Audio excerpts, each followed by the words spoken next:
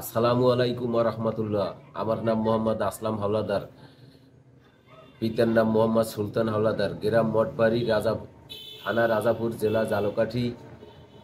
আমার আপন মামা শ্বশুর সাংবাদিক আহমেদ আবু জাফর ওরফে জাফর জমাদ্দার।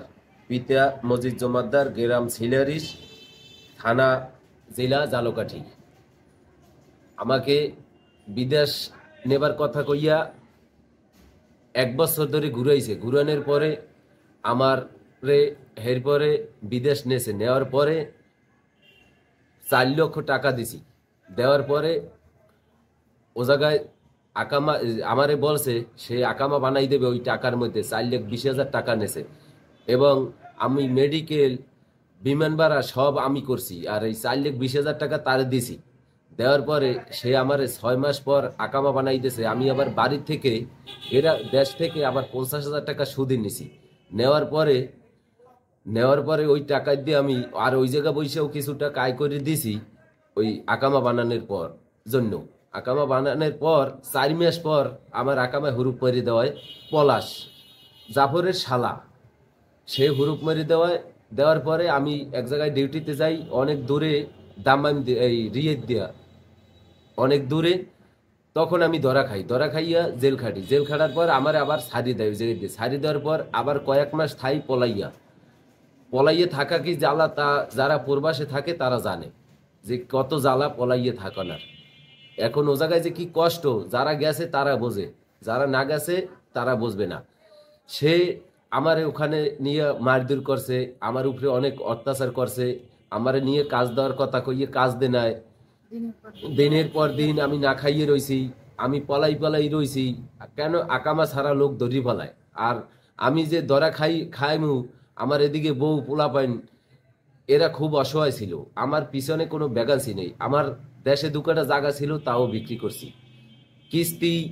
কিস্তি তারপরে এই আশা সমিতি, বেরাক, ইসলামিয়া দিয়া অনেক টাকা ঋণ করিয়ে তারপরে আমি বিদেশ গেছি। মানুষ বিদেশ যাই হলে আশা করিয়া যে স্বাভাবিক মতন চলতে পারে, এই চলার জন্যই আমি অনেক আশা করিয়ে গেছিলাম তার মাধ্যমে। কিন্তু সে আমার লাগে প্রতারণা করছে। আমি এর বিচার চাই আপনাকে কাছে, আমি এর টাকা ফেরত চাই। আপনারা আমার পাশে থাকেন। আমি আপনাদের ছোট ভাই, ছোট ছেলে, আমার জন্য দোয়া করবেন। আমি যেন একটু ভালো মতন এই বিচারটা পাই। আর এমপির কাছেও আমি এই বিচার চাই যে এর বিচার করেন। আমি খুব অসহায় আছি। এই ঈদ গেছে, ঈদেও আমি একটা কাপড় চোপড় ভালো মতন পোলা বাইনের দিতে পারি নাই। অনেক কষ্টের মধ্যে দিন কাটাই। মানুষের ঋণ, অনেক টাকা ঋণ পাইবে। এখনো সুদের টাকা নেওয়া তো বোঝেনি। সুদ কোনোদিন শেষ হয় না। আসল টাকা থাকিয়ে যায়, খালি সুদ, মাসের পর মাস সুদ দিতে থাকি।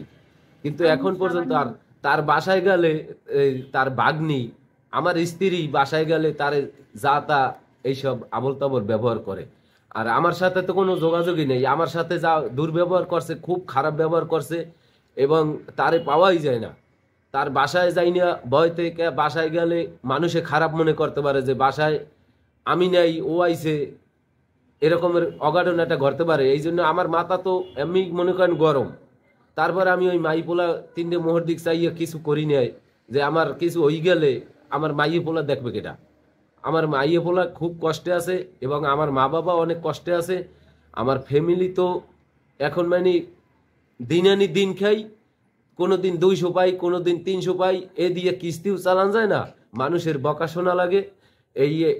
এর বিচার আমি সুস্থ মতন চাই। আপনারা আমার সবার পাশে থাকেন সবাই। আমি টাকাটা জানি আমি ফেরত পাই, আমার টাকাটা আমি ফেরত পাই। আমি এই আশা করিয়া আপনাদের কাছে বক্তব্য শেষ করলাম। আমার নাম নার্গিস। আমার পিতার নাম তোফাজ্জল শরীফ, মায়ের নাম ফাতেমা বেগম। গ্রাম হাইলাকাঠি, থানা রাজাপুর, জেলা ঝালকাঠি। আমার আপন মামা সাংবাদিক আহমেদ আবু জাফর ওরফে জাফর জমাদ্দার। তার পিতার নাম মজিদ জমাদ্দার। তার গ্রাম সিলারিস, থানা জেলা ঝালকাঠি। আমার আপন মামার মাধ্যমে আমি বিদেশ যাওয়ার জন্য তার কাছে টাকা দিছি। সে টাকাগুলো মেরে দিছে। বিদেশ নিছে, নেওয়ার পর অনেক অত্যাচার করছে, মারধর করছে, জেল খাটাইছে। আমার টাকা পয়সাও ফেরত দে নাই। আমি হয়রানিমূলক স্বীকারোক্তি জানাচ্ছি। আমি খুব অসহায়। আমি 7 লাখ টাকা দিই না বর্তমানে। আমি ব্র্যাক দিয়ে লোন লইছি, আশাদ দিয়ে লোন লইছি, ইসলামিয়ের দিয়ে লোন লইছি। আমার কিছু গ্রামের সুদের টাকাও আছে। আমি কিছুই কেউ দিতে পারি নাই।